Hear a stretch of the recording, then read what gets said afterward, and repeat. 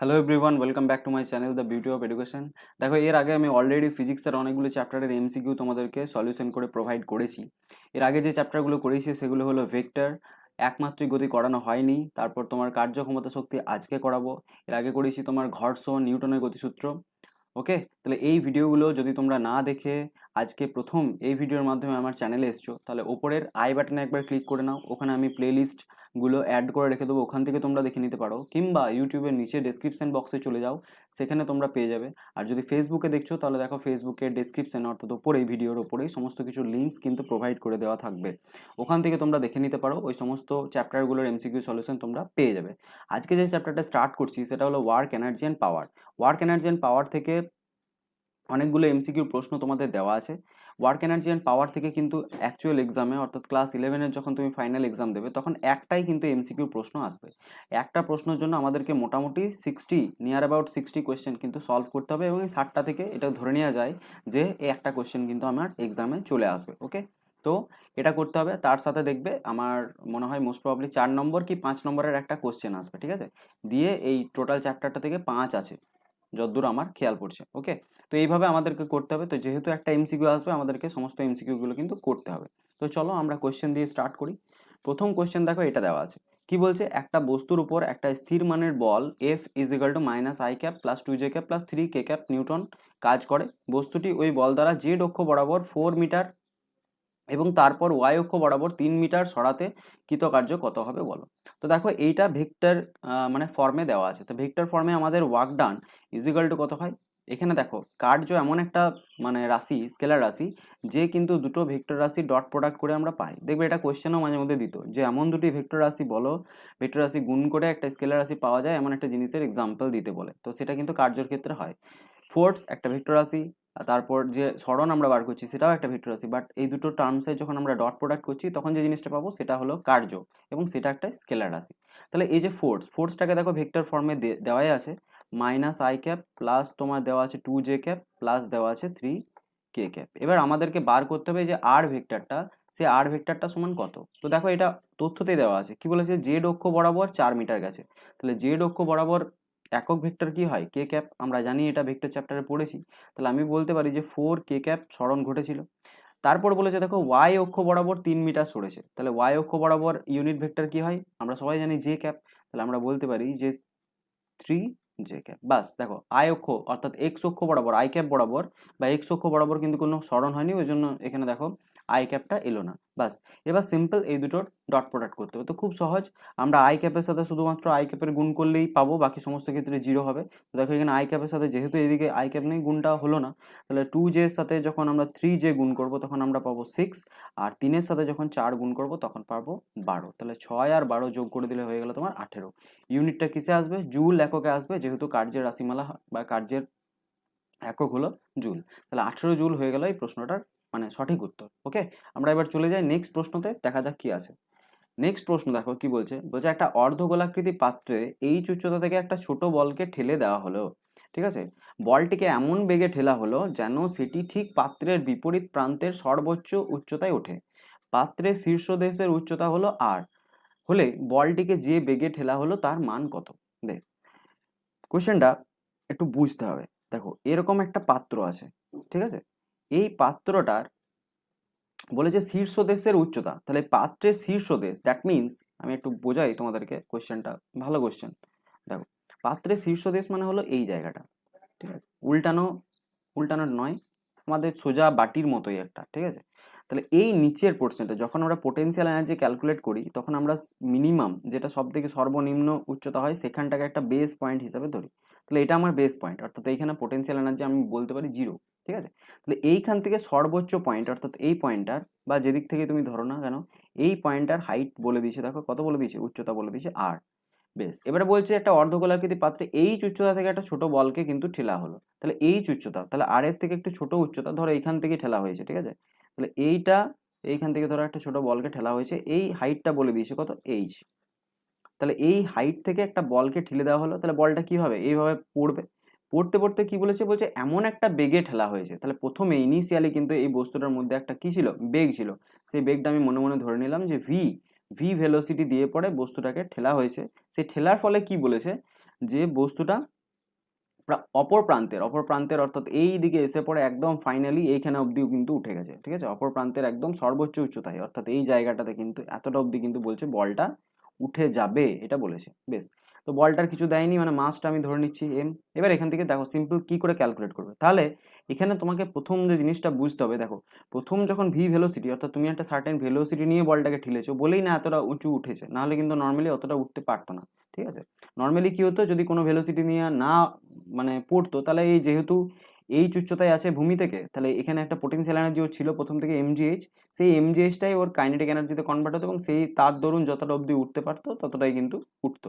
তো এবার কি হয়েছে দেখো, এবার ও প্রথম থেকে দেখো একটা সার্টেন একটা ওপরে কিন্তু ছিল, ঠিক আছে, সার্টেন ওপরে ছিল মানে কি এই জায়গায় বস্তুটার কিন্তু প্রথম থেকে একটা পোটেনশিয়াল এনার্জি ছিল।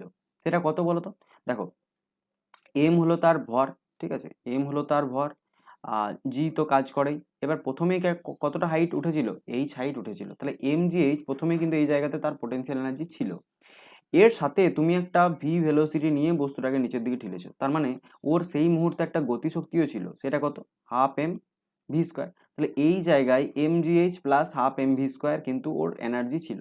সেই এনার্জিটাই টোটাল আস্তে আস্তে আস্তে আস্তে যখন একদম উঁচুর পয়েন্টে উঠে যাবে একবার এই জায়গায়, এই জায়গায় যখন উঠে যাবে তখন কিন্তু বস্তুটা স্থির হয়ে যাবে। দ্যাট মিনস ওই টাইমে তার গতিশক্তি কত হয়ে যাবে, জিরো হয়ে যাবে, অর্থাৎ যেহেতু ভি ভেলোসিটি জিরো হয়ে যাবে তাই গতিশক্তিটাও কিন্তু জিরো হয়ে যাবে। এবং এই জায়গাতে যে এনার্জিটা থাকবে সেটা টোটালটাই কিন্তু স্থিতিশক্তি রূপে থাকবে। তাহলে এই স্থিতিশক্তিটার মান কত হবে না, এখন আর উচ্চতা অবধি উঠে আছে, that means M G into R, এটা হলো তার এখন স্থিতিশক্তির পরিমাণ। এবার দেখো আমরা তো পড়েছি যে কি বলবো, টোটাল এনার্জি কি থাকে, কনস্ট্যান্ট থাকে। তাহলে টোটাল এনার্জি যদি কনজার্ভ থাকে তাহলে এটা ছিল প্রথমে kinetic energy plus potential energy, আর এখানে হলো টোটালটাই আমার পোটেনশিয়াল এনার্জি, তাহলে এই দুটো কি থাকবে, কনস্ট্যান্ট থাকবে। তাহলে আমি এখান থেকে বলতে পারি কোথায় লিখবো, এইখানে লিখে দিচ্ছি যে M G H plus half M V square equal to M G R বলতে পারি। দেখো এবার এখান থেকে বলতে পারি, দেখো half M V square equal to M G R, আর এই এম জি এইচ ওইদিকে নিয়ে চলে গেলাম, এম জি কমন নিয়ে নিলাম, তাহলে আর মাইনাস এইচ, এটা বলতে পারি। আর ভি স্কোয়ার ইকুয়াল টু কি বলতে পারি, তাহলে V square equal to M M কেটে দাও, তাহলে two G into R minus H, ঠিক আছে। আবার ভি ইকুয়াল টু কত হয়ে যাবে, ভি স্কোয়ারের বদলে এবার যদি আমি ভি বলি তাহলে এখানে একটা রুট লেগে যাবে, তাহলে root over of two G into R minus H, এটাই হবে কারেক্ট অ্যান্সার, যেটা আমার অপশন ডিতে দেওয়া আছে। আই হোপ অঙ্কটা বুঝতে পারলে। আমরা চলে যাব নেক্সট প্রশ্নতে, যেটা হলো এটা। এটা কি বলছে, কোয়েশ্চেন নাম্বার 3 কি বলছে দেখো, বলছে অপরিবর্তিত ক্ষমতা প্রয়োগ করে একটা মেশিন একটা বস্তুকে সরলরেখা বরাবর চালিয়ে নিয়ে যাচ্ছে, টি সময়ে বস্তু দ্বারা অতিক্রান্ত দূরত্ব কত হবে। ওকে, তো দেখো টি সময়ে অতিক্রান্ত দূরত্ব কত হবে সেটা বার করব আমরা খুব ইজিলি। আমি একটু দেখে নিই রেকর্ডিং অন আছে কিনা, হ্যাঁ ঠিক আছে। তো দেখো টি সময়ে অতিক্রান্ত দূরত্ব আমরা বার করব কি করে, তো এটার আগে প্রথমে বুঝতে হবে যে ক্ষমতা কি করে বেরোয়। দেখো প্রথমে দেখো ক্ষমতা কি করে বার করবে, অনেকভাবে বার করা যেতে পারে। একটু দেখো কার্য আমরা যদি বলি, সরি আমরা যদি বলি যে work done is equal to কি হয় বলো, ওয়ার্ক ডান মানে হয় তোমার এফ ডট এস, অর্থাৎ বল গণিত সরণ। এবার দেখো বল ইজ ইকুয়াল টু কি হয়, ভর গণিত ত্বরণ, ঠিক, আর এটা হলো সরণ। এবার ওরা বার করতে বলেছে কি, ক্ষমতা, তাহলে ক্ষমতা সমান কি হয়, ফোর্স, এই সরি পাওয়ার, ক্ষমতা ইজ ইকুয়াল টু পাওয়ার, ক্ষমতা ইকুয়াল টু কি হয়, কার্য করার হার, অর্থাৎ ডাব্লিউ বাই টি কে কি বলি আমরা, ক্ষমতা। তাহলে আমরা এখানে বলতে পারি এফ এস বাই টি, তাহলে এখানেও বলতে পারি M A into S by T. Okay, এবার দেখো এ মানে কি ত্বরণ, ত্বরণ মানে আমরা বলতে পারি এস বাই টি স্কোয়ার, এটাও তো বলতে পারি, ইন্টু এস বাই নিচে দিলাম টি। তার মানে আমি এখান থেকে দেখতে পাচ্ছি M into A square divided by এই টি স্কোয়ারটা নিচে নেমে গেল, অর্থাৎ টি কিউব। তাহলে এটা কি হলো, ফোর্স বা পাওয়ারের মান। এবার ওরা কি বলেছে দেখো, ওরা বলছে অপরিবর্তিত ক্ষমতা প্রয়োগ করে একটা মেশিন একটা বস্তুকে সরলরেখা বরাবর চালিয়ে নিয়ে যাচ্ছে। অপরিবর্তিত ক্ষমতা মানে কি, এই পাওয়ারটাই কি আছে, ধ্রুবক। তাহলে পাওয়ার যদি ধ্রুবক থাকে আর মাস তো সর্বক্ষেত্রেই কি থাকে, ধ্রুবক থাকে, তাহলে আমরা দেখতে পেয়েছি এইখান থেকে, তাহলে আমরা বলতে পারি যে পি বাই এম সমান আমরা বলতে পারি s square by t cube.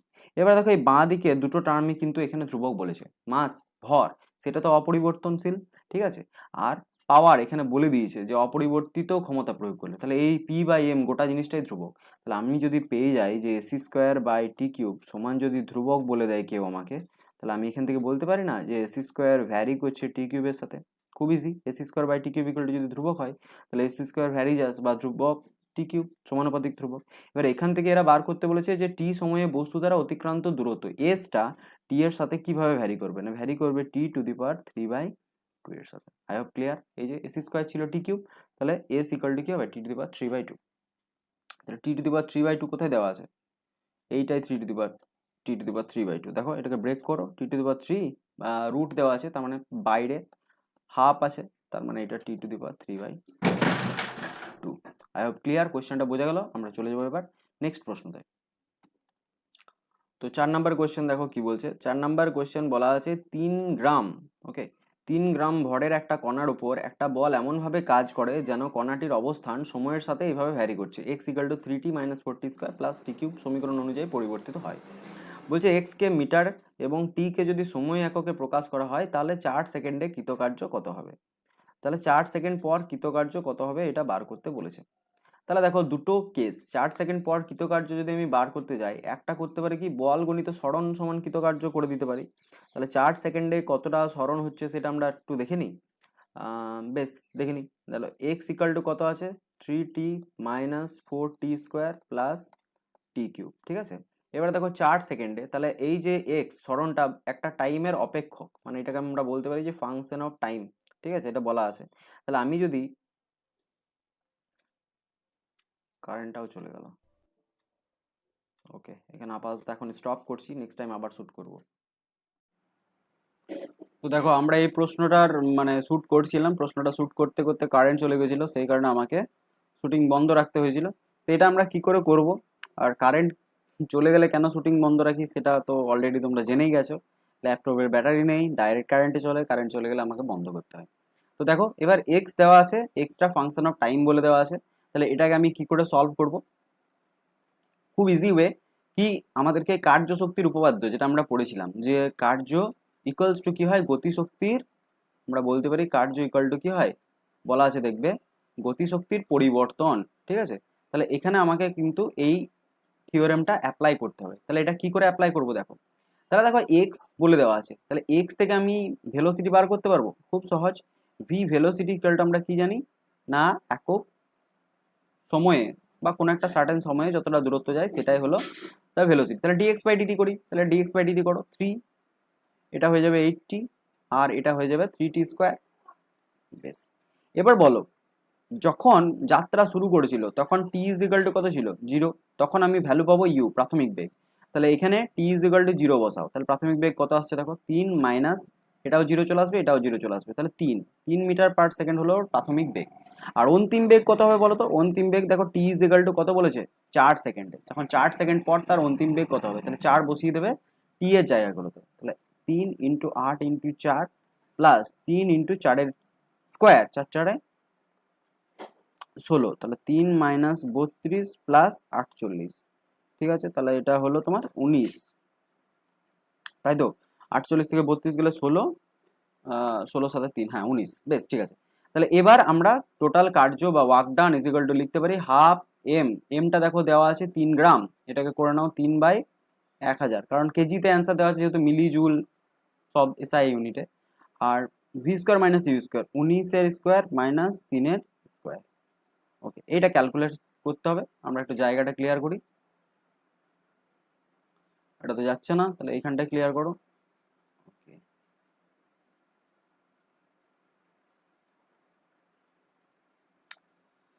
केसरिया तेरा इश्क है पिया रंग जाऊं जो मैं हाथ, এইটা কি করবে 19 প্লাস 3 ইন্টু তুমি করতে পারো 19 মাইনাস 3 তার মানে 16, এটা করে দাও। তাহলে 3 ইন্টু 19 3 হয় তোমার 27, এই 19 প্লাস 3 22 হয়, সরি 22 ইন্টু 16/2000, এই গুণটা করতে হবে, 16 3 48 ইন্টু 22/2000, 11, একটা 1000 করো, 11 দিয়ে গুণ করো না, 11 অষ্টআশির 8 হাতে রইলো 8, 11 4 44 আর 8 52/1000, 0.528 দেওয়া নেই কোথাও, যাই হোক 0.528 জুল, ঠিক আছে। এটাকে তোমরা লিখতে পারো 528 মিলিজুল। যাক এখানে 576 মিলিজুল দেওয়া রয়েছে, বাট এখানে আসছে আমার 528 মিলিজুল। এবার দেখবে মেবি কোয়েশ্চেনটা রং থাকতে পারে কিংবা অপশন ওরা ভুল দিয়েছে, এরকমই কিছু হবে। 528 মিলিজুল কিন্তু অ্যান্সার, এবং এটাই কারেক্ট অ্যান্সার। 5 নম্বর প্রশ্ন দেখো কি বলেছে, বলছে একটা স্থির মানের বলের ক্রিয়ায় এম ভরের একটা বস্তু স্থির অবস্থা থেকে কোনো নির্দিষ্ট দূরত্বে গেলে বস্তুর গতিবেগ কার সাথে ভ্যারি করবে। তাহলে এটা বার করবে কি করে? প্রথমে দেখো দূরত্ব আর মাসের সাথে কিন্তু সম্পর্ক বার করতে বলেছে। তাহলে দূরত্ব আর মাসের সাথে সম্পর্ক কোথা থেকে বার করবে, এটা ফার্স্ট ভাবতে হবে। তো আমরা যেটা সিম্পল আমাদের মাথায় আসে, নিউটনের দ্বিতীয় গতিসূত্র পড়েছি, ফোর্স ইকুয়াল টু হয় মাস ইন্টু অ্যাক্সেলারেশন। বেশ, এখানে যেহেতু স্থির মানের বল বলেছে তাহলে ফোর্সটা কনস্ট্যান্ট, এটা বুঝে গেলাম। তার মানে আমি বলতে পারি যে এম এ সমান এখানে বলা আছে কত, কনস্ট্যান্ট। ওকে, এবার এ মানে আমরা লিখতে পারি দেখো m into dv by dx সমান বলতে পারি কনস্ট্যান্ট। আর এখান থেকে কি বলতে পারি, ডিভি বাই সরি এ মানে হয় ভি ডিভি বাই ডিএক্স, তাহলে এম ইন্টু কি বলতে পারি, ভি ডিভি বাই ডিএক্স। তাহলে এখানে v dv by dx equal to বলতে পারি কনস্ট্যান্ট বাই এম, এটা কনস্ট্যান্ট লেখো। তাহলে এখান থেকে আমরা কি বলতে পারি, v dv equal to dx by m into constant. এবার ভি ডিভি এইদিকে ফার্দার সলিউশন আমি যদি ইন্টিগ্রেট লাগাই, তাহলে ভি ডিভি ইকুয়াল টু কি বলতে পারি, ইন্টিগ্রেট অফ ডিএক্স বাই নিচে পড়ে থাকলো 1/m। তাহলে ভি ডিভির ইন্টিগ্রেশন করলে কত হবে, ভি স্কোয়ার বাই 2, আর এইখানটা কত হয়ে যাবে, ডিএক্স এর ইন্টিগ্রেট করলে এক্স বাই এম, ঠিক আছে, প্লাস একটা কনস্ট্যান্ট চলে আসবে। এবার ভি স্কোয়ার সমান আমরা কি বলতে পারি, 2x by M plus C, আর এখান থেকে বলতে পারি V is equal to root over of 2x by M plus. দেখো সি তো কনস্ট্যান্ট, এখানে এক্স এর কোনো গল্প বলা নেই, তাহলে ডাইরেক্ট ভিটা কি দেখতে পাচ্ছি, 1/√m এর সাথে কি করছে, ভ্যারি করছে। তাহলে 1/√m এর সমানুপাতিক আমরা বলতে পারি, এটাই হবে এই কোয়েশ্চেনটা কারেক্ট অ্যান্সার। এবার আমরা চলে যাবো নেক্সট প্রশ্নতে। তো দেখো নেক্সট আমাদের কোয়েশ্চেন নাম্বার 6। কোয়েশ্চেন নাম্বার 6 কি বলছে, কোয়েশ্চেন নাম্বার 6 টাইপের অঙ্ক আমরা একবার করেছি মনে হচ্ছে। কি বলছে, একটা মসৃণ অনুভূমিক টেবিলের উপর একটা শিকল রাখা আছে, শিকলের দৈর্ঘ্যের 1/3 অংশ টেবিলের বাইরে ঝুলছে, শিকলের দৈর্ঘ্য স্মল এল এবং ভর ক্যাপিটাল এম হলে ঝুলন্ত অংশটিকে টেনে টেবিলের উপর তুলতে কত কার্য করতে হবে তা বলো। তো দেখো এটা হলো টেবিল, এটা হলো তার শিকল, ওকে, এরকম করে ঝুলছে, এবার এদিকেও ঝুলে আছে। এবারে কি বলেছে দেখো, বলেছে টেবিলের 1/3 অংশ ঝুলছে, তার মানে এটা যদি সম্পূর্ণ শিকলটার দৈর্ঘ্য বলে দিয়েছে এল, তাহলে বলছে তার L/3 অংশ টেবিলের বাইরে নিচের দিকে ঝুলছে, তাহলে L/3 অংশ ঝুলছে। এবার কি, গোটা শিকলটার ভর বলে দিয়েছে এম, তাহলে একটা জিনিস আমাকে বলো, যে শিকলটা ঝুলছে সেই শিকলটার ভর কত হবে, m/3 হবে নিশ্চয়ই। এই পার্টটার ভর কত হবে, m/3, আর এই ওপরের পার্টটার কত হবে, 2m/3, তবেই না 2m/3 আর m/3 যোগ করলে টোটাল ভর m পেয়ে যাবো আমি। তাহলে উপরের যে শিকলটা আছে সেটার পরিমাণটা কত আবার 2l/3। এগুলো ক্লিয়ার, আশা করি এইগুলো মানে বোঝানোর বা এক্সপ্লেন করার দরকার নেই, এগুলো ইজিলি বুঝতে পারছো। এবার এখানে যেটা লাগবে সেটা হলো তোমাদেরকে ভর কেন্দ্রের কনসেপ্ট জানতে হবে।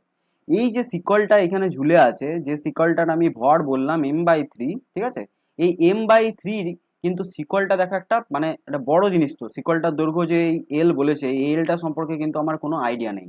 এমনও তো হতে পারে যে এই এলটার পরিমাণ হলো তোমার ধরো 1 কিলোমিটার, মানে আমি হাইপোথেটিক্যাল চিন্তা করতে বলছি, 1 কিলোমিটার লম্বা একটা শিকল, বা এটার দৈর্ঘ্য 100 মিটারও হতে পারে।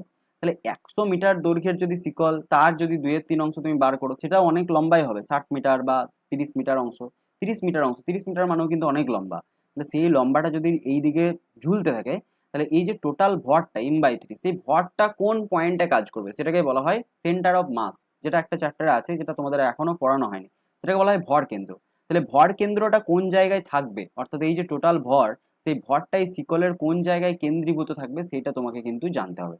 তাহলে এখানে ভর কেন্দ্রটা কোথায় থাকবে না, আমরা যখন এরকম কনস্ট্যান্ট বা অনেক মানে কি বলবো লম্বা ধরনের কোনো বস্তুর ক্ষেত্রে ভর কেন্দ্র বার করি, তো এটা ধরে নেওয়া হয় যে বস্তুটা যদি এল দৈর্ঘ্যের লম্বা হয়, তাহলে তার মাঝের পয়েন্টে অর্থাৎ L/2 পজিশনে তার টোটাল মাসটা কেন্দ্রীভূত থাকে। তাহলে এখানেও টোটাল মাসটা কেন্দ্রীভূত কোথায় আছে, L/3 অর্ধেক জায়গায়, ঠিক আছে, অর্থাৎ L/6 পজিশনে, উপর দিক থেকে কত পজিশন আছে, L/6 পজিশনে কিন্তু এর টোটাল মাসটা কেন্দ্রীভূত আছে।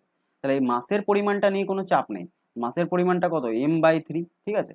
তাহলে m/3 মাসটাকে তুমি এবারে তুলবে, তাহলে l/3 তুলবে তোমার মনে হচ্ছে এমনিতে কি মনে হবে, এমনিতে যে আমি l/3 তুললাম, তাহলে m ইন্টু জি যদি করে দিই, অর্থাৎ mgh স্থিতিশক্তির পরিবর্তন কত হবে, আমি যদি এটা তুলতে যাই তাহলে mgh পরিমাণ তুললে আমার সেইটাই কৃতকার্যের রাশিমালা, যেহেতু আমি l/3 হাইটটাকে বলছে টেবিল থেকে তুলে নিলাম, ঠিক আছে, তাহলে mgh হওয়ার কথা, কিন্তু এটা দেখো ক্যালকুলেশন করলে কত আসছে, mlg/3 9 চলে আসছে, কিন্তু সেটা তো উত্তর নয়। কারণ কি, কারণ এই যে তুমি l/3 তুলেছো, বাট তুমি মাসটাকে কতটা তুলেছো, কারণ সেন্টার অফ মাসটা কোথায় ছিল, l/6 পজিশনে, অর্থাৎ মিডল পয়েন্টে, সেই l/6 থেকে তুমি ওকে টেবিলের উপরে তুলেছো, তার মানে অ্যাকচুয়ালি তুমি এখানে কৃতকার্যটা করেছো কতটা সরণ ঘটাতে, l/6 পরিমাণ সরণ ঘটাতে।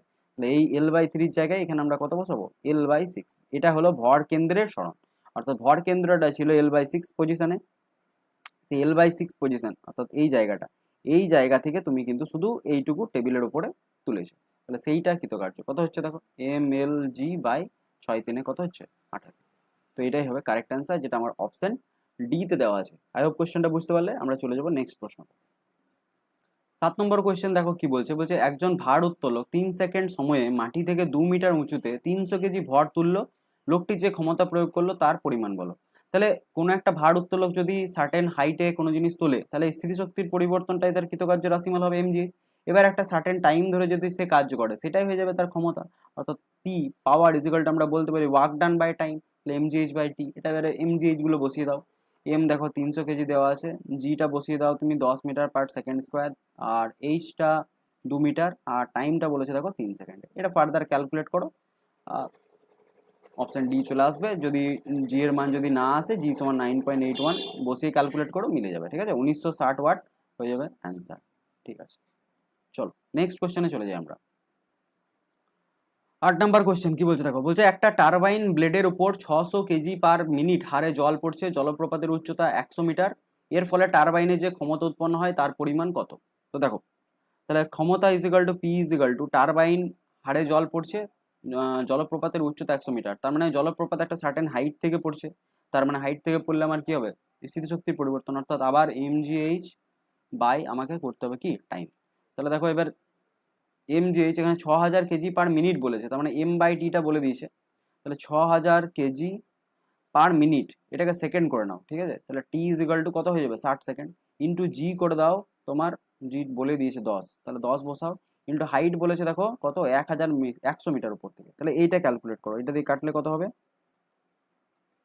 60 তোমার 100 নাকি, বাস, তাহলে হয়ে যাচ্ছে 1 2 3 4 5 এত ওয়াট, এইটা মানে কত 100 কিলোওয়াট বলতে পারি। দেখো কিলোওয়াট কেন, 3টে শূন্যর জন্য কিলো কথাটা আসছে, তাহলে 100 কিলোওয়াট হয়ে গেল। এই কোশ্চেনটা কারেক্ট অ্যান্সার। 9 নম্বর কোশ্চেন দেখি। 9 নম্বর কোশ্চেন কি বলছে, বলছে একটা বস্তু কণা স্থির অবস্থা থেকে অভিকর্ষের অধীনে পড়তে থাকে, ভূপৃষ্ঠের সাপেক্ষে কণাটির স্থিতিশক্তি এবং গতিশক্তি এবং সময়ের লেখচিত্র আঁকা হলো, সঠিক লেখ কোনটি সেটা বলো। তো এখানে দেখো স্থিতিশক্তি গতিশক্তি যখন একটা বস্তু কণা স্থির অবস্থা থেকে অভিকর্ষের অধীনে পড়ছে, এটা তোমাদের থিওরিটিক্যাল জিনিস হয়তো দেওয়াই ছিল, ঠিক আছে। দেখো ওপর দিক থেকে যখন পড়ছিল, এইরকম জায়গা থেকে যদি পড়ছিল, এটা হাইট যদি আমি ধরি এইচ, ঠিক আছে, তাহলে এই জায়গা থেকে যখন পড়ছিল, তখন পড়ার সময় কি ছিল বলতো, এর কোনো গতিশক্তি ছিল না, অর্থাৎ টাইম টি ইজিক্যাল টু যখন 0, গতিশক্তি কোনো ছিল না, এবং এখানে স্থিতিশক্তি কত ছিল mgh, এটা ছিল স্থিতিশক্তি। তার মানে আমি বলতে পারি যখন টাইম ইজিক্যাল টু 0, অর্থাৎ ইনিশিয়াল মোমেন্টে, যেহেতু এদিকে আমার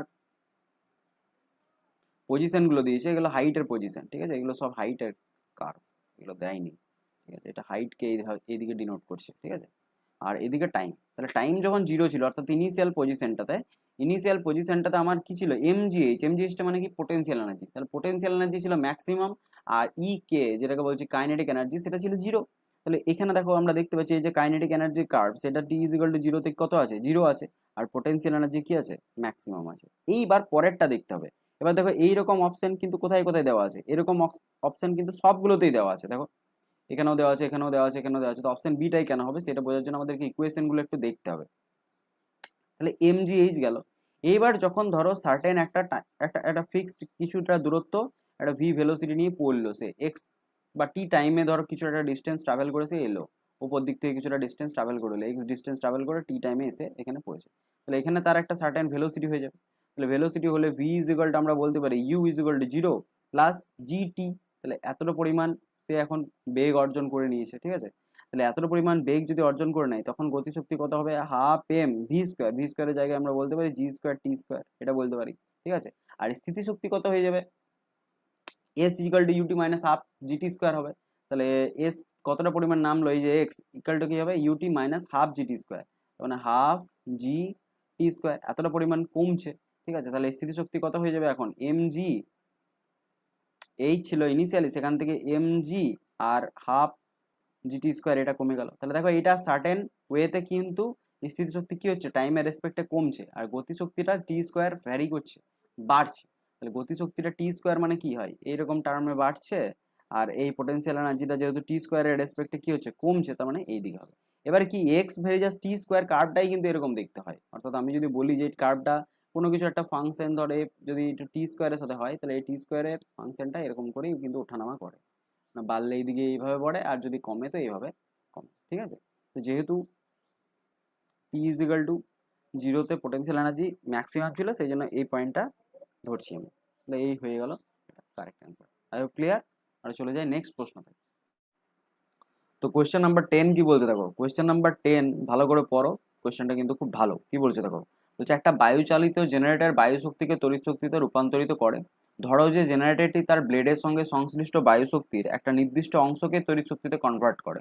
বায়ুর বেগ যদি ভি হয়, তাহলে আউটপুট বৈদ্যুতিক ক্ষমতা কার সাথে ভ্যারি করবে, ভি এর সাথে প্রপোর্শনাল হবে, না ভি স্কোয়ারের সাথে প্রপোর্শনাল হবে, না ভি কিউবের সাথে প্রপোর্শনাল হবে, না ভি টু দি পাওয়ার 4 এর সাথে প্রপোর্শনাল হবে, এটা জাস্ট জিজ্ঞাসা করেছে। তো তার আগে তোমাদের একটা জানতে হবে যে বায়ুচালিত ব্লেড অ্যাকচুয়ালি মানে বায়ু শক্তিকে কি করে তড়িৎ শক্তিতে কনভার্ট করে। তো কি হয়, বায়ুচালিত ইয়েতে একটা মোটর থাকে, ঠিক আছে। তো নর্মালি ধরো এটা যদি একটা মোটর হয়, ঠিক আছে, তো এই মোটর নর্মালি কি হয়, আমাদের সিম্পলি দেখবে আমরা ব্যাটারি দিয়ে কানেক্ট করি এবং এই মোটরটা ঘুরতে থাকে। বাট এক্ষেত্রে কিন্তু আমরা এই পাওয়ার সাপ্লাই যেটা ব্যাটারির ক্ষেত্রে দিয়ে থাকি, বায়ুচালিতের ক্ষেত্রে কিন্তু বাতাস সেই পাওয়ার সাপ্লাইটা দিয়ে থাকে। কিভাবে না, এটার সাথে প্রথম যে মোটরটা থাকে, সেই মোটরটার সাথে এক সাইডে একটা ইয়ে কানেক্ট করা থাকে, তোমার কি বলে, একটা ব্লেড কানেক্ট করা থাকে। ধরো লেট সাপোজ এটা আমার ব্লেড, ঠিক আছে, এরকম ধরো চাকতিওয়ালা ব্লেড দেওয়া রইলো। এইবার এই ব্লেডটাতে ধরো কোনো একটা জায়গায় ফাঁকা মাঠ, যেগুলোতে দেখেছো তোমরা প্রচন্ড জোরে জোরে হাওয়া দেয়, তাহলে সেই জায়গায় হয়তো প্রচন্ড জোরে হাওয়া দিচ্ছে, ঠিক আছে। এবার এরকম প্রচন্ড জোরে হাওয়াটা এসে এই ব্লেডটাতে আঘাত করবে। দেখবে আমরা ছোটবেলায় খেলেছি, একটা ছোট ছোট সেই কি বলবো ওগুলোকে, ঘূর্ণি করতাম, দেখবে তাল পাতা দিয়ে, ঠিক আছে, ওইগুলোকে দেখবে জোরে হাওয়া দিলে তার সামনে ধরলে পরে কিন্তু ওই জিনিসটা ঘুরতো। তোমরা এমনি বানাতে পারো, ফ্যানের সামনে দিলেও কিন্তু ঘুরবে। আমি উপরের দিকে তাকালাম, মানে আমার উপরে সিলিং ফ্যানটা ঘুরছে ওই জন্য, ঠিক আছে। তো কি হবে দেখো, তাহলে বাতাসটার আমি ভেলোসিটি ধরে নিলাম ভি, যেহেতু এরা বলে দিয়েছে বায়ুর বেগ ভি।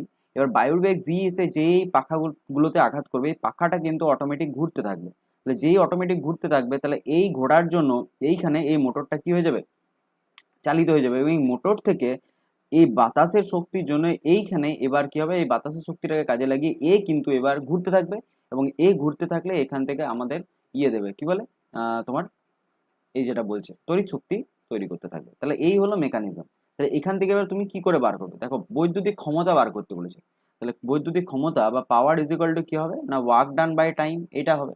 এবার এখানে ওয়ার্ক ডানটা আমি কি করে বার করবো, that is the main question, ঠিক আছে। তাহলে দেখো ওয়ার্ক ডান কি করে বার করবে, এখানে কি হচ্ছে, একটা ভি বেগের বাতাস এসে পড়ে এই জায়গায় আঘাত করছে। তাহলে এই জায়গায় যে আঘাত করবে সে কত পরিমাণ বল প্রয়োগ করছে, বা কতটা আয়তনের বাতাস এসে পড়ে এখানে আঘাত করছে, বা কতটা ভরের বাতাস এসে পড়ে আঘাত করছে, সেইটা তোমাকে কিন্তু বার করতে হবে। তো সেটা কি করবে না, আমাদের বেসিক্যালি এই সমস্ত অঙ্কর ক্ষেত্রে দেখবে তোমাদের উদাহরণের অঙ্ক তো দেওয়া আছে, যে কোনো একটা পাইপ থেকে জল বার করছি, ঠিক আছে, কতটা জল ওখানে গিয়ে আঘাত করছে, কত বল আঘাত করছে। তো এই ধরনের কনসেপ্টটাই কিন্তু এখানে আমরা লাগাবো। এখানে কি করব, যে ব্লেডটার একটা ক্ষেত্রফল আমরা মনে মনে ধরে নেবো, যে হয়তো সার্টেন একটা এরিয়া, এই ক্ষেত্রফলের জায়গায় গিয়ে পড়ে ওই ভি ভেলোসিটির বাতাস কি করছে, হিট করছে, এটা ক্ষেত্রফল, ঠিক আছে। এবার তাহলে এইখানে যে বাতাসটা এইখানে যে হিট করলো, সেই বাতাসটার আমাকে ভলিউম বার করবো কি করে, না এটা সিলিন্ডারের মতো ইমাজিন করব, ঠিক আছে। তাহলে দেখো ভি ভেলোসিটি নিয়ে যাচ্ছে, তাহলে ডিস্টেন্স ইকুয়াল টু কি হয়, স্পিড ইন্টু টাইম। তাহলে আমি যদি ডিস্টেন্স মাপি, তাহলে ভি ইন্টু টি করতে পারি, যদি টি টি সময়ে ধরে নিই যে বাতাসটা যে পড়ে এখানে আঘাত করছে, তাহলে ডিস্টেন্সটা হয়ে গেল ভিটি। আর এই যে ক্ষেত্রফলটা ধরলাম যে কতটা বাতাস এখানে গেল, সেটা কি এ এর সাথে সমান হবে, আমি ধরে নিয়েছি যেহেতু এ ক্ষেত্রফলের জায়গায় গিয়ে আঘাত করছে। তাহলে আয়তন সিলিন্ডারের ক্ষেত্রে এরকম যদি সিলিন্ডার হয়, আমাদের সিলিন্ডারের আয়তনের ফর্মুলা কি ছিল, এটা পাই আর স্কোয়ার হতো আর এটা এল বা হাইট হতো, নিয়ে আমরা বলতাম যে পাই আর স্কোয়ার এল।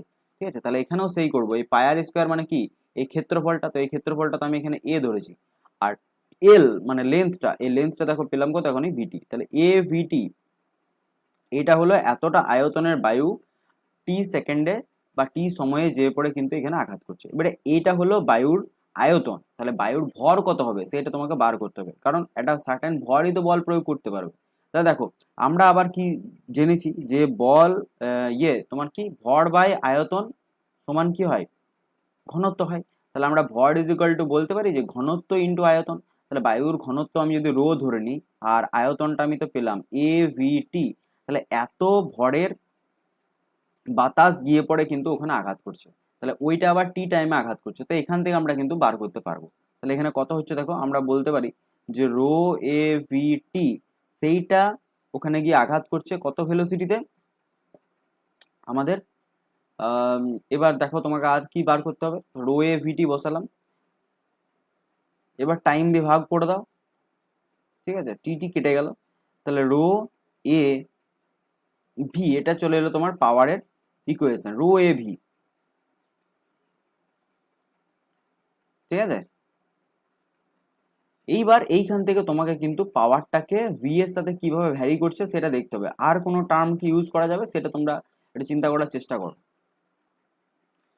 তো দেখো পাওয়ার ইজ ইকাল টু এখানে work done is equal two কি বসাবো, এখান থেকে কিন্তু পাওয়ারটা অ্যাকচুয়ালি বার করা যাবে না, এখানে প্রথমে বার করতে হবে যেটা সেটা হলো ওয়ার্ক ডান, কার্যটা কত হয়েছে, তো কার্যটা তুমি এখানে কি করে বার করবে ডাইরেক্ট। ঠিক আছে, এই যে জায়গাটা আমি লিখছিলাম এই জায়গাটা অ্যাকচুয়ালি কিন্তু ভুল, এই জায়গাটা কি হবে দেখো, ওয়ার্ক ডান বাই টাইম, এটা অবধি ঠিক আছে, বাট ওয়ার্ক ডানটা আমি বার করবো কি করে, তাহলে ওয়ার্ক ডান এখানে কি হবে দেখো, এতটা বেগের বাতাস যদি গিয়ে পড়ে এখানে আঘাত করে তাহলে সে কিন্তু একটা কি করবে, গতিশক্তি এখানে প্রদান করবে, অর্থাৎ যে কাইনেটিক এনার্জিটা নিয়ে এসে বারে বাতাস এখানে আঘাত করবে সেটাই কিন্তু এখানে মানে ওয়ার্ক ডান হিসাবে কাজ করবে। তাহলে এখানে কাইনেটিক এনার্জি কত হবে বলো, হাফ বাতাসের ভর আমি এম ধরে নিয়েছি ইন্টু কি হবে ভি স্কোয়ার, যেহেতু ভি বেগে আসছিল, তাহলে হাফ এম, এম এর মানটাই আমি এখানে বার করলাম কত, rho A V T into কি হবে ভি স্কোয়ার। ঠিক আছে, তাহলে এই পরিমাণ গতিশক্তি অর্থাৎ এই পরিমাণ কিন্তু কার্য হলো এটা ওয়ার্ক ডান। তাহলে এবারে যখন আমি পাওয়ার বার করব তাহলে আমি কি করব, ওয়ার্ক ডান বাই টাইম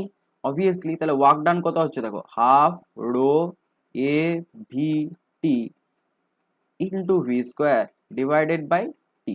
তাহলে দেখো টাইম টাইম তো কেটে গেল, ঠিক আছে, তাহলে এখানে পড়ে রইলো কি হাফ রো এ আর একটা ভি আছে এখানে ভি স্কোয়ার আছে তার মানে ভি কিউব, তাহলে পাওয়ার ইজ ইকুয়াল টু এইটা এলো। এবার তাহলে এখান থেকে দেখতে পাচ্ছি যে রো এ হাফ এগুলো তো কনস্ট্যান্ট টার্ম, তাহলে আমি এখান থেকে বলতে পারি যে পাওয়ার ভ্যারি করছে কি ভি কিউবের সাথে। ঠিক আছে, ভি কিউব অর্থাৎ ভেলোসিটির কিউবের সাথে ভ্যারি করছে, অর্থাৎ এখানে আমরা বলতে পারি যে অপশন সি হয়ে যাবে কোশ্চেনটার ক্ষেত্রে কারেক্ট অ্যান্সার। আই হোপ কোশ্চেনটা বুঝতে পারলে, কোশ্চেনটা কিন্তু খুব ভালো কোশ্চেন, ভালো করে দেখবে, একবার রিভাইজ করবে। ঠিক আছে, যদি একবারে ভিডিওটা না বুঝতে পেরেছো ভিডিওটাকে আরেকবার প্লে করে পড়ে তোমরা দেখো ডেফিনেটলি বুঝতে পারবে। আমরা চলে যাই নেক্সট প্রশ্নতে।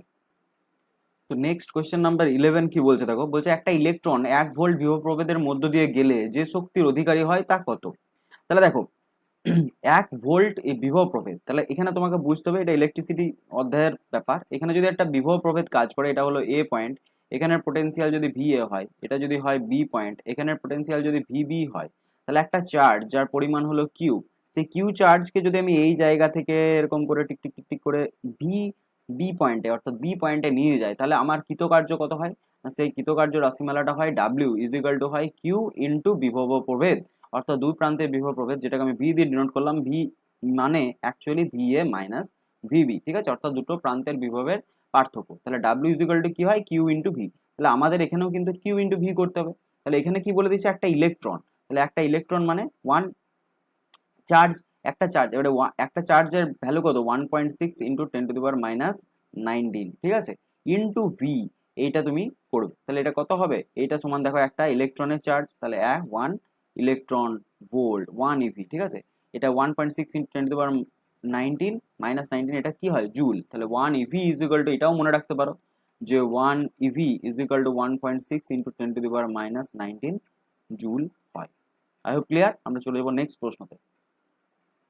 নেক্সট প্রশ্ন, কোশ্চেন নাম্বার 12 কি বলছে? বলছে 6 কেজি ভরের একটা বস্তুর উপর একটা বল ক্রিয়া করে বস্তুটা সরণ ঘটায়। মিটার এককে সরণটি x t²/4 এই সমীকরণ দ্বারা প্রকাশিত হয়। বলছে 2 সেকেন্ড সময়ে বল দ্বারা কৃতকার্যের রাশিমালা। তার বল দ্বারা কৃতকার্যের রাশিমালা, দ্যাট মিনস গতিশক্তির পরিবর্তন হবে। আমরা ওয়ার্ক এনার্জি থিওরেম যদি অ্যাপ্লাই করি, তার মানে সিম্পলি কৃতকার্যের পরিমাণ আমরা বার করবো half M V square minus half m u square, এই ফর্মুলাটা অ্যাপ্লাই করে। বাট এখানে তো আমার ভি দেওয়া নেই, এক্স দেওয়া আছে। তাহলে এক্স থেকে আমি ভিতে কি করে বার করবো? সিম্পলি ডিএক্স বাই ডিটি করবো, তাহলে ওটা সমান কি হবে? ভেলোসিটি। তাহলে দেখো ডিএক্স বাই ডিটি কি করে করবো না, 1/4 তো কনস্ট্যান্ট টার্ম, টি স্কোয়ারের ডেরিভেটিভ কত হয়? 2t। ঠিক আছে, তাহলে এটা চলে আসছে তোমার t/2 ফার্দার ক্যালকুলেশন করে। তাহলে ভেলোসিটি পেয়ে গেলাম t/2। এবার এটা বলেছে দেখো 2 সেকেন্ড সময়ে, তাহলে যখন ইনিশিয়াল ছিল অর্থাৎ t সমান 0 ছিল, তখন আমার প্রাথমিক ভেলোসিটি ইউ সমান কত হবে? t/2। টি এর জায়গায় কত বসাবো? 0/2। টি এর জায়গাতে 0 বসালাম, অর্থাৎ টাইম যখন 0 ছিল তখনই তো আমার প্রাথমিক গতিবেগ ছিল, সেটাই ছিল ইউ। সেটা কত ছিল? 0 ছিল। আর টি ইজ ইকাল টু 2 সেকেন্ডে আমি অন্তিম ভেলোসিটি পাবো, যেটা হলো ভি। এবার টি এর জায়গায় 2 বসাও, তাহলে 2/2 সমান কত হলো? 1 মিটার পার সেকেন্ড। এখানে এলো 0 মিটার পার সেকেন্ড। তার মানে আমি দুটো ক্ষেত্রে দুটো ভেলোসিটি কিন্তু পেয়ে গেলাম। একটা পেলাম দেখো 0 metre per second initially, and finally পেলাম 1 মিটার পার সেকেন্ড। এবার জাস্ট এখানে বসিয়ে দাও, মাস্ট কমন নিয়ে নাও, হাফ ইন্টু 6 কমন নিয়ে নিলাম। ঠিক আছে, কারণ হাফ এম কমন যাবে, তাহলে half 6 v square minus you square, তার মানে 1 স্কোয়ার মাইনাস 0 স্কোয়ার। এটা যদি ফার্দার ক্যালকুলেশন করো তোমার অ্যান্সার আসবে কত? 3 জুল। দেখো 2 3 কেটে গেল, আর 1 থেকে 0 বাদ গেল 3। তাহলে অপশন ডি হয়ে যাবে কোশ্চেনটা কারেক্ট অ্যান্সার। আই হোপ কোশ্চেনটা বুঝতে পারলে, খুব ভালো কোশ্চেন। আমরা চলে যাবো নেক্সট প্রশ্নতে। নেক্সট প্রশ্ন, কোশ্চেন নাম্বার 13 কি বলছে দেখো? বলছে এম ভরের একটা ব্লক থিটা নতিকোণ বিশিষ্ট একটা নততল বরাবর উপরের দিকে উঠছে। ব্লক এবং নততলের মধ্যে ঘর্ষণ গুণাঙ্ক মিউ হলে নততল বরাবর কণাটিকে এক্স দূরত্ব নিয়ে যেতে কত কৃতকার্য হবে সেটা বলো। তো সিম্পল একটা নততল এঁকে নাও। ঠিক আছে, এটা হলো নততল আমার। তাহলে এইখানে নততল বরাবর একটা বস্তু আছে, যার ভর আমি ধরে নিলাম mg। তাহলে এই দিক বরাবর mg cos থিটা, এটাও যদি থিটা হয় এটাও যদি থিটা হয়, তাহলে এই দিক বরাবর কত কাজ করবে? mg sin theta. ঠিক আছে, এবার কি বলছে? নততল বরাবর ব্লকটিকে x দূরত্ব নিয়ে যাচ্ছে, উপরের দিকে নিয়ে যাচ্ছে, নততল বরাবর উপরের দিকে ওঠে। তাহলে উপরের দিকে যদি ওঠাতে চাই, তাহলে mg sin থিটা উপরের দিকে তুমি তুলতে চাইছো। ঠিক আছে, একটা ফোর্স প্রয়োগ করে। তাহলে ঘর্ষণ বলটা কোন দিকে কাজ করবে? নিচের দিকে কাজ করবে। সেই ঘর্ষণ বলটার মান কত হবে? মিউ mg cos থিটা, এটা তো আমরা পড়েছি। তাহলে এখন উপরের দিকে যে ফোর্সটা প্রয়োগ করব, সেই ফোর্সটার মান কত হবে? mg sin থিটা, এটা তো নিচের দিকে আছে, প্লাস এখন যেহেতু বস্তুটা উপরের দিকে উঠছে, তাই ঘর্ষণ বলটা নিচের দিকে, অর্থাৎ মিউ mg cos থিটা। এবারে দেখো mg sin থিটা এবং mu mg cos theta direction same, সেই জন্য এটা অ্যাড হয়ে গেল। তাহলে এটা আমি ফোর্সের ভ্যালুটা পেয়ে গেলাম। এবারে work done is equal two কত হয়? ফোর্স ইন্টু সরণ। তাহলে সরণ এখানে বলে দিয়েছে কত? এক্স দূরত্ব নিয়ে যাবো, তাহলে এই ফোর্সটার সাথে এক্স আমার সিম্পলি গুণ হয়ে যাবে। তার মানে আমি যদি mg কমন নিয়ে লিখি sine theta plus mu cos theta, এটা লিখলে তার সাথে এক্স গুণ। এবার এই অপশনটা কোথায় আছে দেখো, অপশন এ তে দেওয়া আছে, তাহলে অপশন এ হয়ে যাবে কোশ্চেনটার কারেক্ট অ্যান্সার। আই হোপ কোশ্চেনটা বুঝতে পারলে। দেখো কোশ্চেন নাম্বার 14 কি বলছে? বলছে চিত্র 1.66 অনুযায়ী একটা বস্তু কণাকে এ বিন্দু থেকে বি বিন্দুতে 1 2 3 নম্বর বিভিন্ন পথে নিয়ে যেতে কার্য যথাক্রমে W1 W2 এবং W3 হলো। বলছে একটা বিন্দুবর এম এর মহাকর্ষীয় ক্ষেত্রে এই কার্য হলে W1 W2 এবং W3 এর মধ্যে সম্পর্ক কি? তাহলে এখানে কি বলছে? একটা বিন্দুভর এখানে আছে, কোথায় আছে? একটা মহাকর্ষীয় ক্ষেত্রে আছে। এই কোশ্চেনটার অ্যান্সার কিন্তু এখানেই লুকিয়ে আছে। কি পড়িয়েছিলাম? মহাকর্ষীয় ক্ষেত্র, চুম্বক ক্ষেত্র, অণুপরমাণুর মধ্যে আকর্ষণ বা বিকর্ষণ বল, এগুলো সবই কি একটা স্টেট ফাংশন। কি ফাংশন? State function. অর্থাৎ এটা বস্তুর স্টেটের ওপর অবস্থান মানে নির্ভর করে। স্টেট মানে বলতে কি? স্টেট মানে হলো তার অবস্থান, অর্থাৎ তার প্রথম পজিশন এবং শেষ পজিশন, এই দুটো জিনিসের উপর কিন্তু এই সমস্ত ক্ষেত্রে কার্যের পরিমাণটা নির্ভর করে, পথের উপর কিন্তু নির্ভর করে না। এটা আমরা পড়েছিলাম যে বিভিন্ন পথে, যে পথেই নিয়ে যায় না কেন, ঠিক আছে, সেই পথগুলোতে মোট কৃতকার্য কিন্তু সবসময় সমানই হয়। তাহলে দেখো আমি এখান থেকে এ পয়েন্ট থেকে এই বরাবর এমনি করে একটা পথ দিয়ে নিয়ে গেছি বি পয়েন্টে, আবার 2 এই বরাবর নিয়ে গেছি, তারপর ধরো এই পথ বরাবর নিয়ে গেছি, কিন্তু আমি যেখানেই নিয়ে যাই না কেন আমার ফার্স্ট পজিশন অর্থাৎ এ পয়েন্ট থেকে নিয়ে গেছি, আর ফাইনালি আমি বি পয়েন্ট অবধি নিয়ে গেছি। অর্থাৎ আমার প্রতিটা কার্য করার ক্ষেত্রে আমার স্টেটগুলো কিন্তু সেম, অর্থাৎ ফার্স্ট পয়েন্ট এবং ফাইনাল পয়েন্ট এই দুটো কিন্তু সেম আছে। অর্থাৎ এক্ষেত্রে প্রতি ক্ষেত্রে আমার কৃতকার্যের পরিমাণ কি হবে, সেমই হবে। এটা আমরা পড়েছিলাম যে W1 is equal two W2 is equal two W3 হয়, যেখানে আমাদের মানে কি বলবো পথের উপর ডিপেন্ড করে না মহাকর্ষীয় ক্ষেত্র। ওকে, তাহলে এটাই হয়ে গেল এই কোয়েশ্চেনটা কারেক্ট অ্যান্সার, অর্থাৎ W1 is equal two W2 is equal two W3 হবে। ঠিক আছে, আর কিছু কিছু যেগুলো পাথ ফাংশন হয় অর্থাৎ পথের উপর ডিপেন্ড করে, সেইখানে কিন্তু কার্যের রাশিমালা সবসময় কিন্তু আলাদা হবে, কারণ তুমি যে পথে নিয়ে যাচ্ছ তার উপর কিন্তু জিনিসগুলো ডিপেন্ড করবে। মহাকর্ষীয় ক্ষেত্র বাদ দিয়ে তুমি যে কোনো একটা ক্ষেত্র ধরতে পারো, ঠিক আছে, যেখানে তোমার মানে কি বলবো পথের উপর ডিপেন্ডেন্ট, সেরকম তুমি একটা ধরতে পারো। ধরো একটা নততল বরাবর যখন উঠছে, ঠিক আছে, দেখবে আমাদের বইয়ে দেওয়া ছিল একটা মসৃণ তলে নততল বরাবর উঠছিল। মসৃণ কথাটা কেন ইউজ করা ছিল, কারণ মসৃণ যদি না বলে ওখানে বলে দিত যে ঘর্ষণ বরাবর একটা নততল বরাবর উঠছে, তখন কিন্তু এটা স্টেট ফাংশন হতো না এবং সেখানে কার্যের রাশিমালাটা হতো না, কি বলে সমান হতো না। আই হোপ ক্লিয়ার, পড়েছো থিওরিটা, বুঝতে পারছো। আমরা চলে যাবো নেক্সট প্রশ্নতে। Question number 15। কোয়েশ্চেন নাম্বার 15 কি বলছে, একটা নদীর ওপরের ব্রিজ আর বক্রতা ব্যাসার্ধ অর্ধবৃত্তাকার, গাড়ি ও আরোহীর ভর এম হলে ভি বেগে আরোহী ব্রিজ অতিক্রম করলে ব্রিজের শীর্ষবিন্দুতে গাড়ি ও আরোহীর মধ্যে যে বল প্রযুক্ত হয়। তো এটাতে বইয়ে দেওয়াই আছে। লজিকটা কি, এরকম একটা অর্ধবৃত্তাকার নদীর ব্রিজ, এটা রেডিয়াসটা বলে দিয়েছে ধরো আর, তাহলে এখানে যদি একটা গাড়ি থাকে তাহলে গাড়িটার ওজনটা কোন দিকে কাজ করবে, গাড়ির ওজন সবসময় নিচের দিকে কাজ করবে, আর উপর দিকে নর্মাল রিয়াকশন ফোর্স কাজ করবে। আর এই যে বৃত্তপথে কোনো জিনিসকে ঘোরার সময় আমি বারবার বলেছি একটা অভিকেন্দ্র বল লাগে, সেই অভিকেন্দ্র বল সবসময় কি হয়, কেন্দ্র অভিমুখী হয়। এখানে অভিকেন্দ্র বলের মান কত হবে, mv²/r। কেন, কারণ ভি বেগে গাড়িটা চলছে। তাহলে এখানে যদি আমরা ইকুয়েশনে মোশন লাগাই, তাহলে আলটিমেটলি টোটাল ফোর্সটা কোন বরাবর কাজ করছে বলো, mg বরাবর, মানে নিচের দিকে বরাবর। তাহলে mg minus n equal to আমি বলতে পারি mv²/r, অর আমি বলতে পারি n ইজিক্যাল টু কত হবে, mg মাইনাস mv²/r। ঠিক আছে, আই হ্যাভ ক্লিয়ার। তাহলে অপশন সি হয়ে যাবে কোশ্চেনটা কারেক্ট অ্যান্সার। তোমাদের বইয়েও এটা দেওয়া আছে, একবার দেখবে উঁচু দিকে আর একবার দেখবে এইরকম বরাবর পথ বরাবর দেওয়া ছিল। তো দুটো থিওরি আই হোপ বইয়ের উদাহরণের অঙ্কগুলোতে তোমরা দেখেছো। আমরা চলে যাবো নেক্সট প্রশ্নতে, কোয়েশ্চেন নাম্বার 16। কোয়েশ্চেন নাম্বার 16 কি বলছে দেখো, বলছে স্থির অবস্থায় থাকা এম ভরের একটি বল এইচ উচ্চতা থেকে মেঝেতে পড়লো, বলটি মেঝের সঙ্গে বারবার স্থিতিস্থাপক সংঘর্ষ ঘটালো, মেঝের উপর বলটি দ্বারা দীর্ঘ সময়ের জন্য গড় প্রযুক্ত বল কত হবে। খুব ইম্পর্টেন্ট কোয়েশ্চেন, দেখো এটা বোঝার চেষ্টা করো। কি বলেছে, স্থির অবস্থায় থাকা একটা এম ভরের ধরো বস্তু আছে, এটা ধরো গ্রাউন্ড লেভেল, ঠিক আছে, গ্রাউন্ড লেভেল থেকে এইচ উচ্চতা থেকে পড়লো, ওকে, এইচ হাইট থেকে পড়লো। এবার কি বলছে, বলটি মেঝের সঙ্গে বারবার স্থিতিস্থাপক সংঘর্ষ ঘটালো। স্থিতিস্থাপক সংঘর্ষের সময় আমরা কি পড়েছিলাম, থিওরিতে বলেছিল যে coefficient of restitution e equal to হয় কি, ভেলোসিটি অফ মানে কি বলবো তোমার কি বলবো দূরে চলে যাওয়া, সেটাকে কি বলা হয়, ভেলোসিটি অফ, এই মনে পড়ছে না, দূরে যাওয়ার বেগ ডিভাইডেড বাই কি হয়, আগমনের বেগ। ঠিক আছে, এরকম ব্যাপার। তো যেহেতু এখানে সানটা স্থির আছে তাই দু ক্ষেত্রে আমি এটা 0 বসালাম, তার মানে অ্যাকচুয়ালি আসবে কত, v/u। ঠিক আছে, coefficient of restitution equal to v/u। এবার পারফেক্ট ইলাস্টিক অর্থাৎ পূর্ণ স্থিতিস্থাপক সংঘর্ষ যদি ঘটতে থাকে তাহলে ইটার মান কত হয়, 1, অর্থাৎ v ইকুয়াল টু কি হয়, u। অর্থাৎ যে বেগে যদি ধরো v বেগে এই বস্তুটা পড়লো নিচে, ঠিক আছে, v বেগে, v লিখলাম না, m লিখে দিচ্ছি, v বেগে যদি পড়ে তাহলে আবার কিন্তু v বেগেই সে ফেরত যাবে, এটাই হলো কনসেপ্ট। এবারে যদি v বেগে উপর দিক থেকে পড়ে, তাহলে বলো উপরে যখন অবস্থানে ছিল হাইট h যখন ছিল তখন এর স্থিতিশক্তি টোটালটাই ছিল, গতিশক্তি তো 0 ছিল, তাহলে mgh মানে স্থিতিশক্তি ছিল। সেই স্থিতিশক্তিটা সে f বলের করে খরচা করে সে h হাইট অবধি নেমেছে। তাহলে আমি এখানে বলতে পারি কার্য fh ইকুয়াল টু mgh, কারণ ওই স্থিতিশক্তিটাই কিন্তু এখানে কার্যে কনভার্ট হয়েছে।